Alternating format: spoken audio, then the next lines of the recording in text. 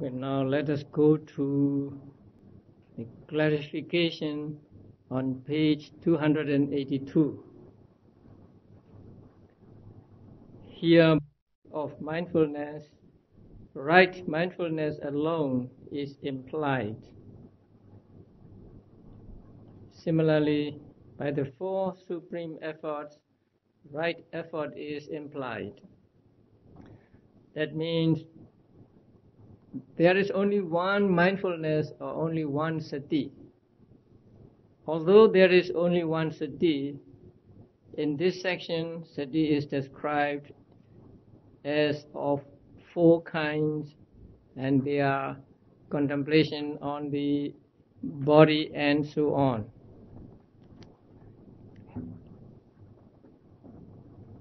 Although mindfulness is only one, because there are four kinds of objects, mindfulness is divided into four kinds.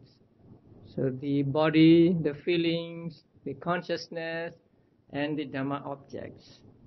And also, in order to get rid of wrong notions, four kinds of wrong notions, the objects are divided into four. It is said that people tend to take body to be beautiful. People think that body is beautiful, and they try to make their body beautiful as much as they can. But the Buddha said, body is not beautiful. In fact, it is filthy or falsome. So in order to know that the body is actually not beautiful, the contemplation on the body is given. So while practicing contemplation on the body, one comes to understanding that the body in reality is not beautiful. And it is said that people tend to take feeling as happiness, especially the pleasant feeling. So when we have pleasant feeling, we think we are happy, we are in happiness. So in order to make people understand that feeling is actually suffering or dukkha, Buddha gave the second contemplation on feelings. So when we concentrate on feeling, when we make notes of feeling, we come to understand what feeling is, especially painful feeling. So when there is painful feeling and we concentrate on the feeling, we know that it is something that inflicts our body and something that is difficult to endure, and so we know that it is not happiness but it is dukkha. And also when we concentrate on the pleasant feelings, we know that pleasant feeling does not last for long. It comes and it goes, and so it is impermanent. And Buddha said that whatever is impermanent is dukkha. Whatever is impermanent is suffering. So here suffering means not painful, but being oppressed by rise and fall. So the characteristic of dukkha is being oppressed by rise and fall. That means having rise and fall, having a beginning and an end. So when we concentrate on the feeling, even on the pleasant feeling, we come to know that this pleasant feeling has a beginning and an end, and so it is oppressed by arising and disappearing, and so it is dukkha or suffering. So in order to understand feeling as suffering, the second contemplation is given. And also people tend to take consciousness as permanent. we think that we have the same consciousness as we had as a child or as we had a few years ago and so on. Although we think that at every moment there is a different kind of consciousness, still we think that we have the same consciousness. So we tend to take consciousness as permanent. So in order to show that consciousness is not permanent, Buddha gave us the third contemplation, the contemplation on consciousness. So when we concentrate on the consciousness, we come to see that consciousness comes and goes. Now, when you are practicing meditation, keeping your mind on the in and out or rising and falling of the abdomen, and then your mind wanders, and you are aware of that wandering, and you make mental notes as wandering. And after 2 or 3 notes, wandering disappears, and you go back to the breath or the movements of the abdomen. So you see for yourself that consciousness arises and disappears. And at every moment there is a different or a new consciousness arising and then disappearing.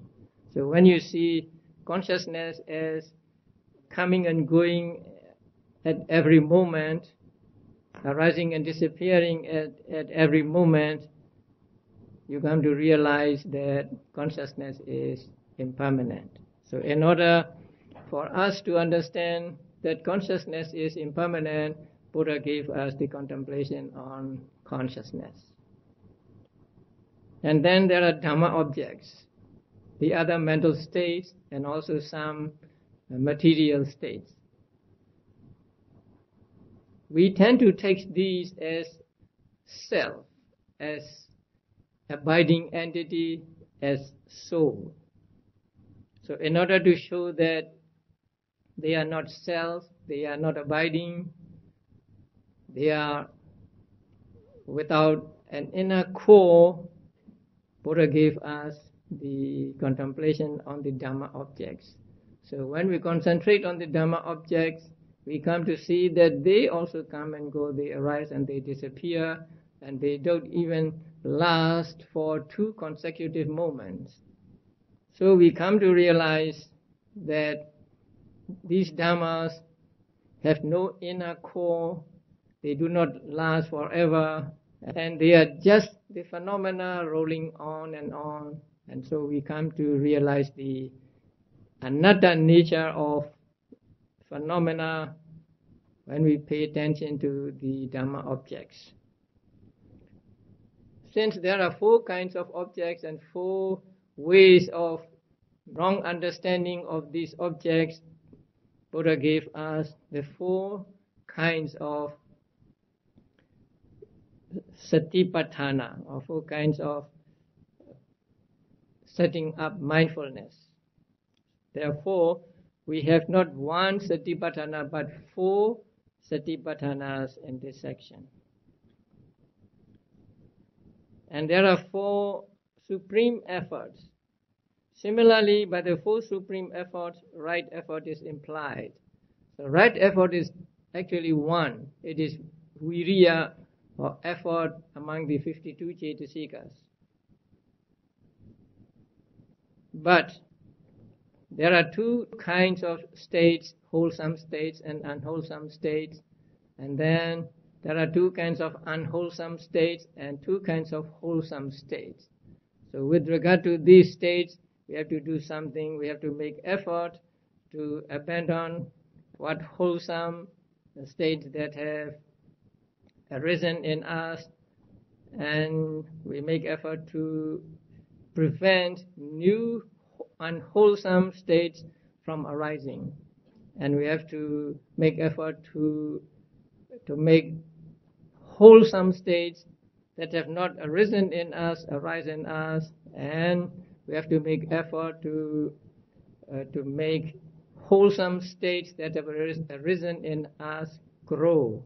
So there are 4 ways of making effort depending on the 4 kinds of states, and to each of wholesome and unwholesome states. So although there is just 1 effort, that means 1 Cetasika, one mental factor that is called effort. There are 4 supreme efforts.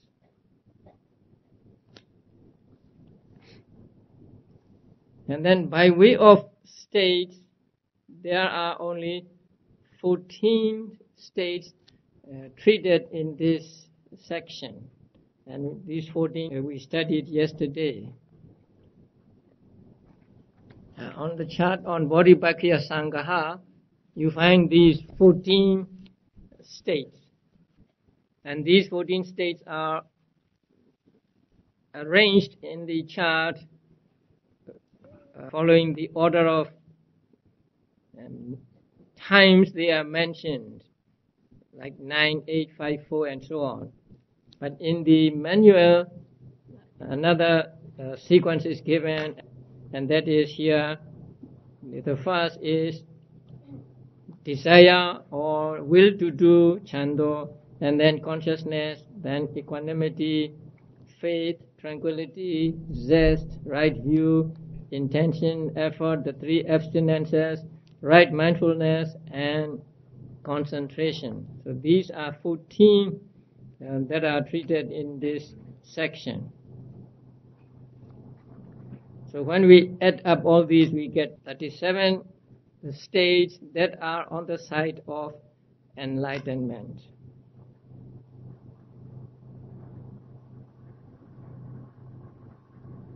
We also studied using the chart, how many names a certain mental state has in this chapter. So Virya has 9 names, Sati 8 names, and so on. The last verse in this section is Sabbe Lokotre Honti, and so on. And the translation is, all these occur in the supramundane. That means they arise with supramundane consciousness. Now, how many types of supramundane consciousness are there? Lokutra consciousness. There are 8. All these 37 factors occur in the supramundane. So they all arise with supramundane consciousness. Sotapatti Magga consciousness, Sotapatti Phala consciousness, and so on. Except at times intention, vitaka, and zest, piti. Although we say generally that all these 37 factors of enlightenment arise with supramundane consciousness, but there is an exception.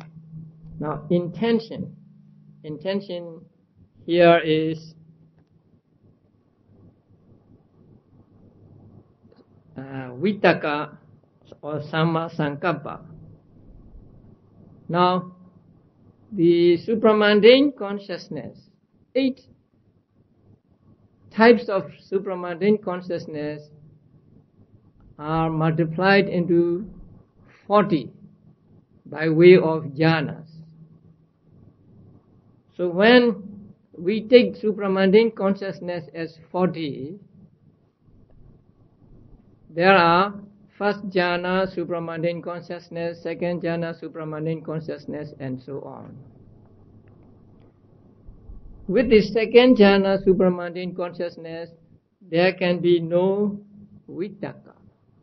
Now you all know that vitaka arises with first jhana consciousness. With second jhana and third, fourth, fifth jhana consciousness, vitaka does not arise. So although generally we say all these 37 factors arise with supramundane consciousness, we must understand this exception. So for vitaka, it does not arise with the second jhana, supramundane consciousness, and so on. And then the other is piti or zest. Piti is not found in supramundane cetas occurring at the level of 4th and 5th jhanas. Now there are 5 jhanas, and with first jhana there is piti. With second jhana there is piti. With third jhana there is piti. But with 4th jhana there is no piti, and with 5th jhana also there is no piti. So piti arises only with first jhana, second jhana, and third jhana consciousness of the supramundane level. So this exception we must make note of. In the mundane, too, they occur in the course of the 6-fold purification according to circumstances. Now in the 9th chapter, we will find the stages of purification. Now there are 7 stages of purification, but here 6 are mentioned. So during the 6 stages of purification, these 37 factors arise as the case may be. So that means when practicing meditation with the intention of getting enlightenment, these 37 factors are arising together with the types of consciousness.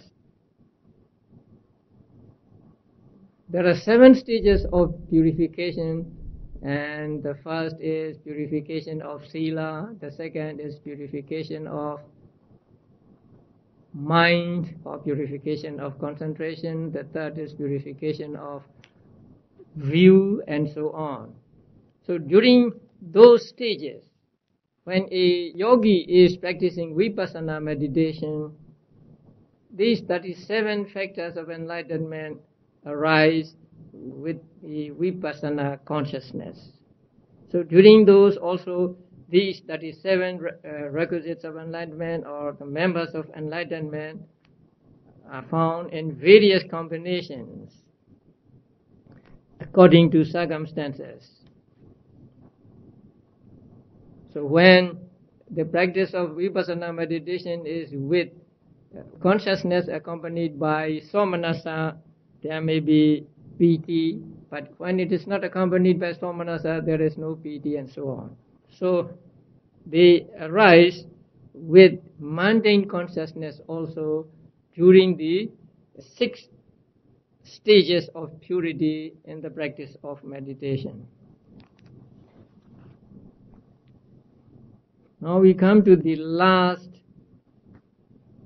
subsection, the section of the whole, of all.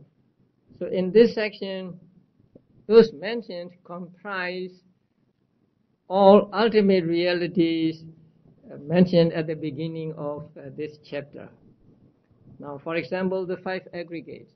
The 5 aggregates include all the 72 ultimate realities mentioned at the beginning of this chapter, and so on. And there are 5 categories in this section, and the first is the 5 aggregates, and the second is the basis, and the third the elements, and the fourth is the compendium of truths. The first of the compendium of the whole are the 5 aggregates. Now you are all familiar with the 5 aggregates. So they are Rupa aggregate, Vedana aggregate, Sanya aggregate, Sankhara aggregate, and Vijnana aggregate.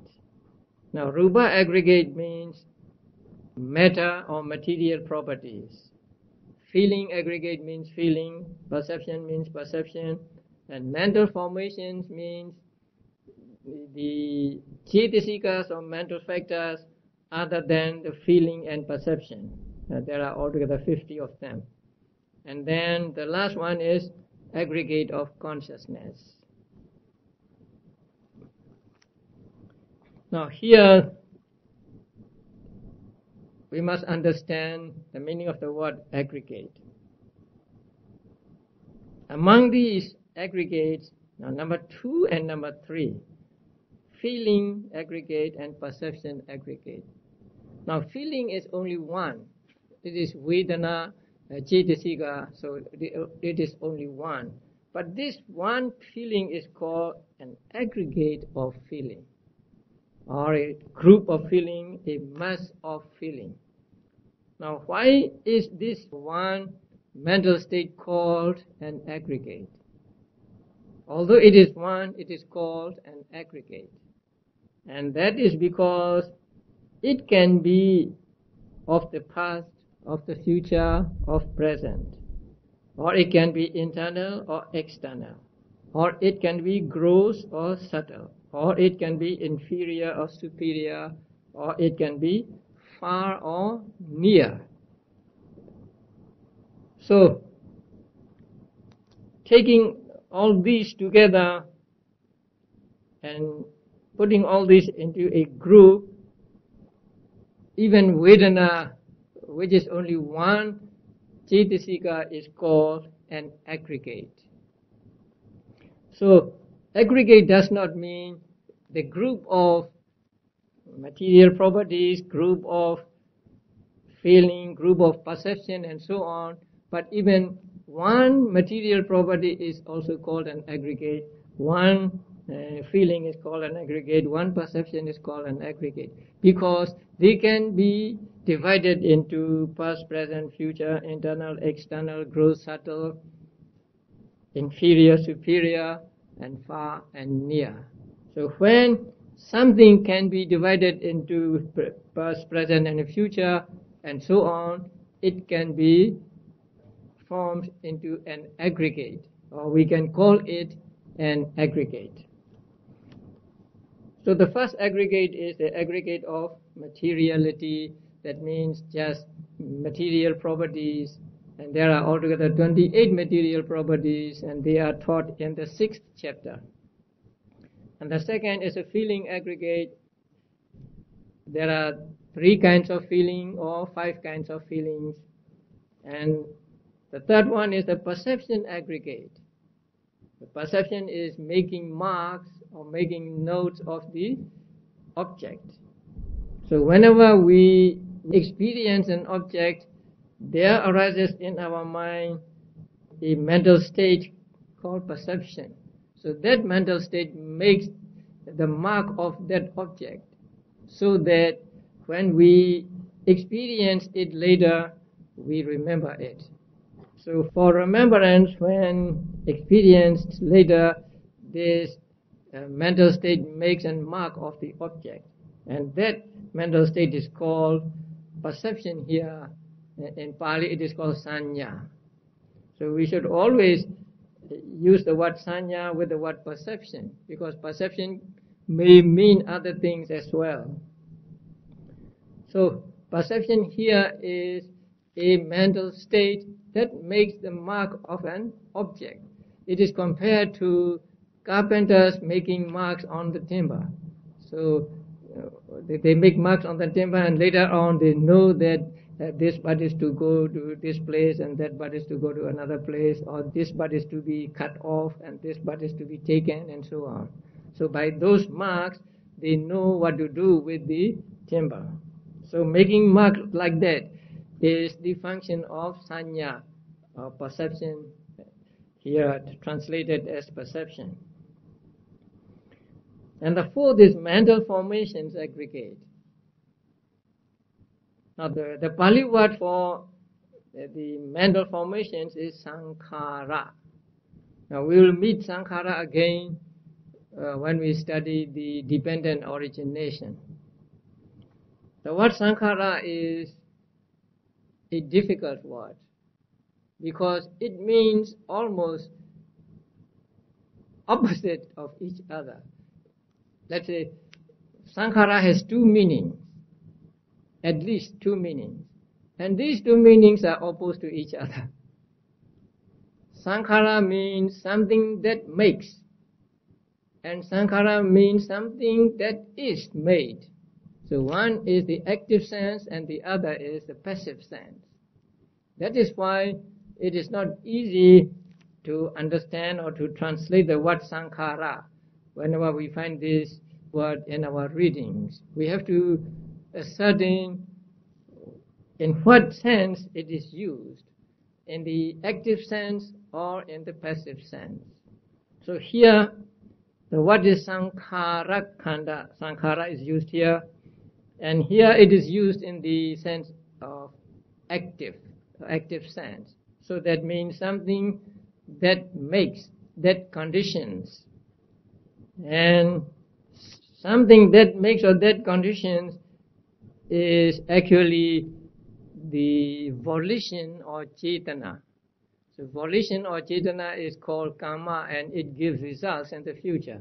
And so the name Saṅkhara is actually the name of cetana. And cetana is what is called karma.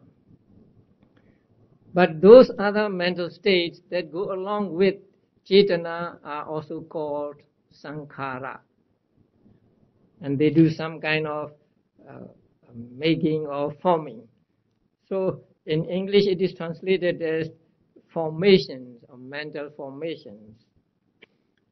So formations here means those that are formed, those that form or those that make. So I think this word is a little tricky.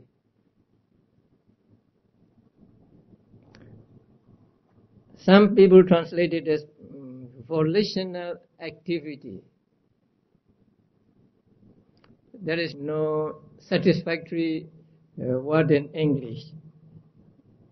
Maybe I don't know the satisfactory word, although there is a satisfactory word. So let us just follow the translation here, mental formations. So here mental formations means those that form, those that make. And if you go back to the second chapter, you will find that there are 52 cetasikas. And among these 52 cetasikas, there is feeling and there is perception. So they form the separate aggregate. And then the other 50 as a whole are grouped as the fourth aggregate, that is Saṅkhara aggregate or mental formation aggregate. And 5 is the consciousness aggregate. So you know there are 89 or 121 types of consciousness. So all consciousness are called consciousness aggregate. Even one consciousness is called an aggregate, because that one consciousness can be of past, future, present, internal or external, and so on.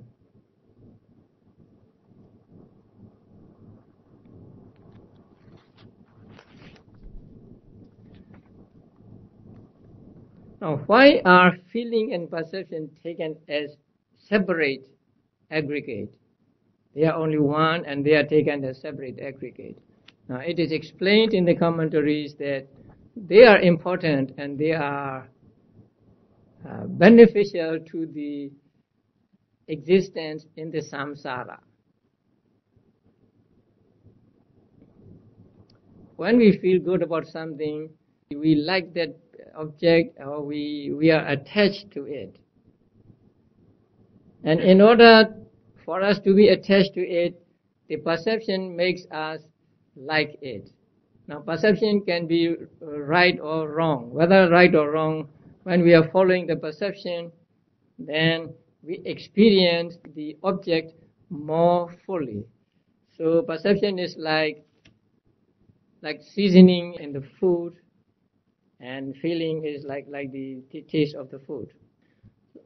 So in order for a being to go along the samsara, to go from one life to another, to be in the samsara, these two are beneficial, these two are important. That is why each one of them are taken as a separate aggregate. The next category is the aggregates of clinging. Now, there are two aggregates, right? Just aggregates and aggregates of clinging. Aggregates of clinging means aggregates that are the object of clinging, or that can be the object of clinging. So we must understand this clearly. So aggregates of clinging means not clinging taken as aggregate, but aggregates that are objects of clinging or that are subject to clinging. That means aggregates we can cling to. And there are 5 of them, the same as the 5 aggregates in general. But here they are, or they must be, the object of clinging. So if we can cling to something, then that something is called an aggregate of clinging. Now we see something and we can be attached to it. We can cling to that object by craving or by wrong view. And so that object is the aggregate of clinging for us. So can you tell me anything that cannot be the object of clinging in the world? There is nothing that cannot be the object of clinging in the world. So actually, aggregates of clinging means everything in the world. I may like one thing and you may like another thing, but anything is or can be the object of clinging. We cling to the objects by craving or by a wrong view. So the 5 aggregates of clinging are almost the same as the 5 aggregates in general. But there is one difference.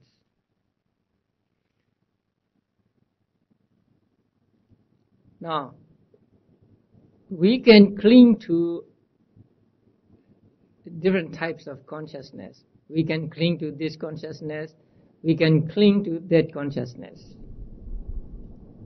But we cannot cling to the consciousness that belongs to the supramundane level. We cannot cling to the magga consciousness. We cannot cling to the phala consciousness and so on. So, aggregates of clinging does not include supramundane states. Only mundane states are said to be aggregates of clinging. So when we say just 5 aggregates, we mean all aggregates, both mundane and supramundane. But when we say 5 aggregates of clinging, we mean only the mundane aggregates and not supramundane aggregates. That is the difference. And why are these two taught? One aggregate and the other aggregates of clinging. So for general understanding, 5 aggregates, the teaching of 5 aggregates is given. But for the purpose of practicing Vipassana, the 5 aggregates of clinging are taught. So we must understand that when we practice Vipassana meditation, we take 5 aggregates of clinging as object and not just aggregate in general. Because the Vipassana is actually to avoid clinging to objects.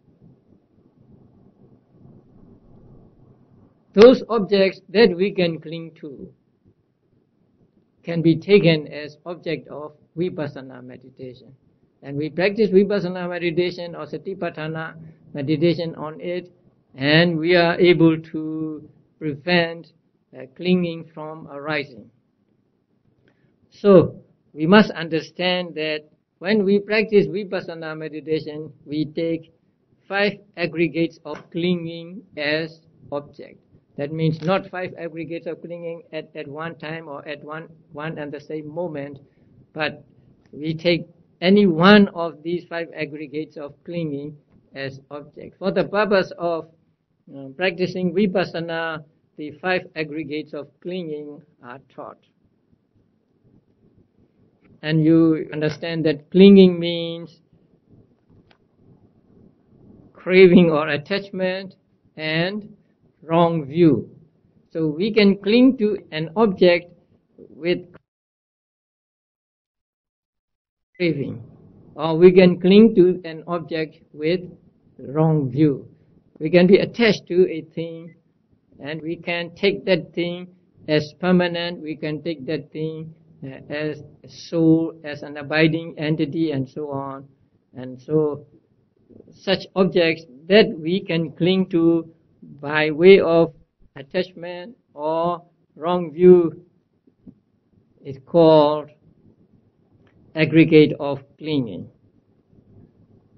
So aggregate of clinging and aggregates are almost the same. The only difference is aggregates in general include both mundane and supramundane, and aggregates of clinging includes only mundane aggregates.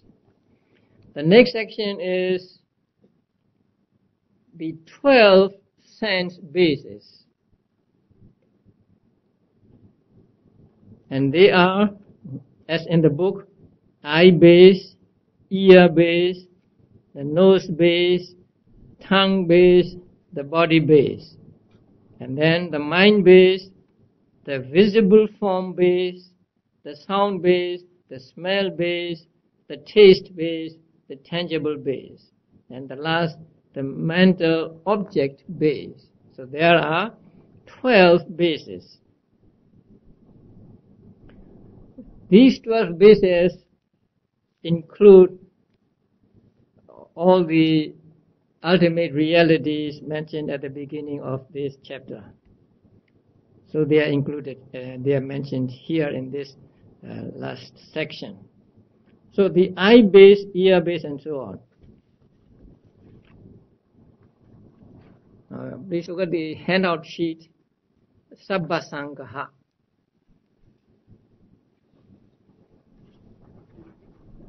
So on that page, the third group is a group of ayatana. Now ayatana is translated as base. Ayatana means location or habitat or base, and so here it is translated as base. And there are 12 ayatanas or bases, and the one is in Pali Cakkayatana, that means Chakku Ayatana, and that is according to the ultimate reality, Chakku Pasara, sensitivity, eye sensitivity. And the second is ear based Sotayatana, and it is in reality the ear sensitivity. And the third is Gāhanayatana or nose based, and in reality it is the nose sensitivity. And the fourth, Jihvayatana or tongue based, and in reality it is tongue sensitivity. And the fifth is Kāyayatana, the body base, and in reality it is the body sensitivity. And then the sixth is called Manayatana, the mind base. And mind base consists of all chittas, 89 or 121 types of consciousness. So among these 6 bases, the 5 are material, and the last, number 6, is mind, or actually it is consciousness. And then number 7 is called Rupayatana. Here Rupa means visible object. We must be careful when we see the word Rupa, because it can mean matter in general, and also it can mean a visible object. So here it means a visible object. an object that can be seen. So the visible form base is rupa, or the visible datum or visible object. And then the sound base, in Pali, saddhayatana, it is sound. The 9 is gandhayatana, the smell base, and it is smell. And number 10 is rasayatana, or taste base, and it is taste. And number 11, pottabhayatana, tangible base. Now, a tangible base is composed of 3 essential elements. They are Pathavi, earth element, Tejo, fire element, and Vayo, air element. Now, there are 4 essential elements, material elements taught in Abhidhamma. And they are element of earth, element of water, element of fire, and element of air. And Abhidhamma teaches that element of water cannot be touched. And element of water means not necessarily the water, but the cohesiveness in the water, or moisture, or something like that in water. That is what we call water element. And so that water element, according to Abhidhamma, cannot be touched. So when we take the pottabhayatana to be tangible base or tangible object, we take just 3 of them. So we leave out the water element. So the element of earth, element of fire, and element of air, combination of these 3 are what we call tangible object. So there is no separate tangible object other than the combination of these 3 essential elements. And then number 12, Dhammayatana. It is translated as mental object base. I would say Dhamma object base, Dhammayatana, or just Dhamma base. Dhamma base means Cetasikas. Sukhumarupas means subtle matter.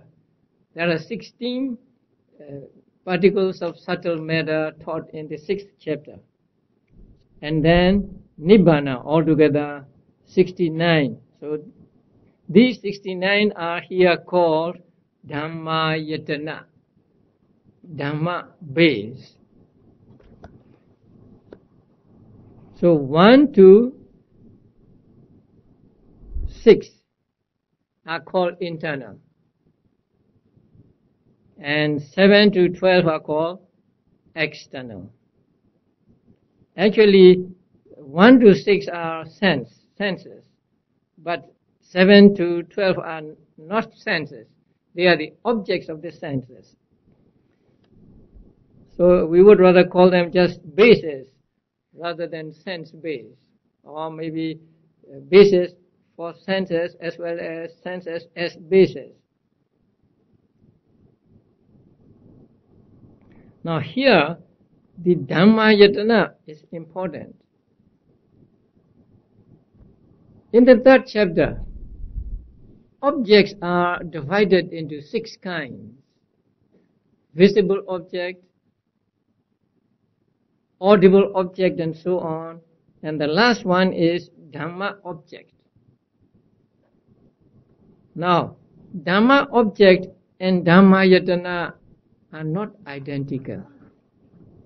That is why it is difficult to understand correctly whenever we find these words. So here we have the word Dhammayatana, Dhamma base. And there in the 3rd chapter, page 135, we have Dhamma Ramana, Dhamma object. So Dhamma object and Dhammayatana here, Dhamma base, are not identical. So please turn to page 135. There it is explained that Dhamma object is sixfold: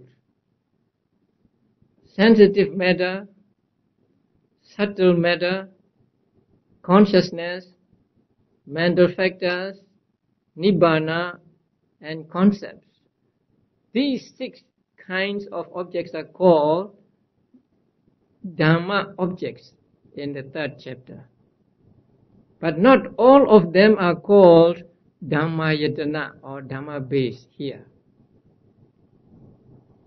Here only the mental factors, subtle matter, and nibbana are called Dhamma base. So please be careful about these 2 words, Dhamma Ramana and Dhamma Yatana, Dhamma object and Dhamma base. Again, Dhamma object consists of sensitive matter, subtle matter, consciousness, mental factors, nibbana, and concepts. But Dhamma Yatana consists of only mental factors, subtle matter, and nibbana. And this is explained in the notes on page 287, about the middle of the first paragraph. Thus, it excludes the first 5 objective bases,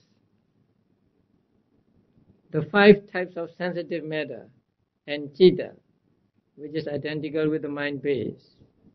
It also excludes concepts, since the notion of base extends only to ultimate realities, that is, things existing by way of intrinsic nature. They have their own existence and does not extend to things that owe their existence to conceptual construction. The concepts are said to exist only in our imaginations, and they have no real existence. So they are excluded here.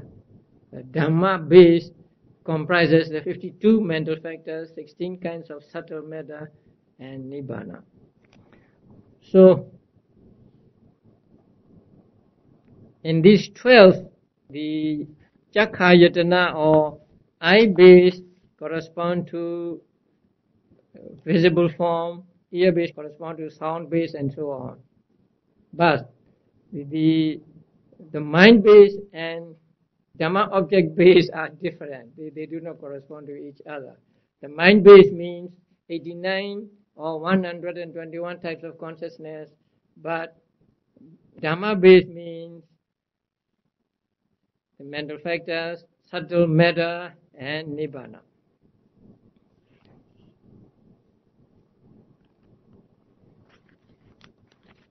So these are the 12 bases or 12 ayatanas. Now the next category is of dhatus or elements. They are called dhatus in Pali because they bear their own intrinsic natures. They hold their own natures. They have their intrinsic natures as their own, and such things are called dhatu in Abhidhamma. And these dhatus are said to be 18, and they are first eye element, and then second the ear element, third nose element, fourth tongue element, and fifth the body element. So they are the same as the first 5 bases. And 6 visible form element, that means visible object. 7 sound element, 8 the smell element, 9 the taste element, and 10 the tangible element. They correspond to the 5 in the bases. And then 11 is the eye consciousness element, 12 ear consciousness element, 13 nose consciousness element, 14 tongue consciousness element, 15 body consciousness element. 16, the mind element. 17, mental object element or Dhamma element. And 18, the mind consciousness element. Now, if you look at these 18, you will see the first 5 are the senses. And then from number 6 to 10 are the corresponding objects of those. And then number 11 to 18 are the different types of consciousness. So the number 11 is eye consciousness, number 12 is ear consciousness, and so on. And then you go to the mind element, mental Dhamma object element, and mind consciousness element. So they will be explained later. Now please turn to page 290. Clarification. Here in 69 states comprising 52 mental factors, 16 kinds of subtle matter and Nibbana are regarded as the Dhamma object base and the Dhamma base and Dhamma element. So among the 12 bases, the last one is Dhamma Yatana, Dhamma base. Among the 18 elements, the last one is Dhamma Dhatu, Dhamma element. So Dhamma base and Dhamma element are the same. They are identical. And they represent 52 mental factors, 16 kinds of subtle matter, and Nibbana. The mind base itself is divided into the 7 elements of consciousness. Now, the mind base among the bases is divided into 7 among the elements. So that is why we have 18 elements while there are only 12 bases. So 12 bases become 18 elements because one of the bases, the mind base, is divided into 7 here. And these 7 are eye consciousness element, ear consciousness element, nose, tongue, body consciousness element, and mind element, and Dhamma object element, and mind consciousness element. Now mind element. What is mind element? You remember mind element? Where do you find it? In the 3rd chapter. On page 145. Last part 1 paragraph. But the mind element, namely the 5-door adverting consciousness and the 2 types of receiving consciousness. So, mind element means 5 sense door adverting consciousness, that is 1, and 2 types of receiving consciousness. So altogether 3 types of consciousness. 5-door adverting consciousness and 2 receiving consciousnesses. These 3 are called mind element. So here number 16, mind element means these 3 types of consciousness. And then number 17, Dhamma Dhatu, is explained by the author himself as comprising of 52 mental factors, 16 kinds of subtle matter, and Nibbana. And the rest types of consciousness are all called the mind consciousness element. So these are the terms we have to be familiar with. if we are not familiar with these terms, when we get into the Abhidhammattha itself, we will be lost. Because these terms are used there instead of the familiar receiving consciousness, investigating consciousness, and so on. You do not find receiving consciousness in the Dhamma-Saṅgaha. You do not find investigating consciousness in the Dhamma-Saṅgaha. But they will be described as mind element, mind consciousness element, and so on. So it is important that we are familiar with these terms.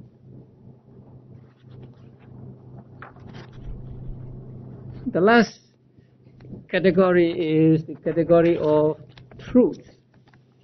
So as you know, there are 4 noble truths: the noble truth of suffering, the noble truth of the origin of suffering, the noble truth of the cessation of suffering, and noble truth of the way leading to the cessation of suffering. So there are 4 noble truths. I think we'll have a break.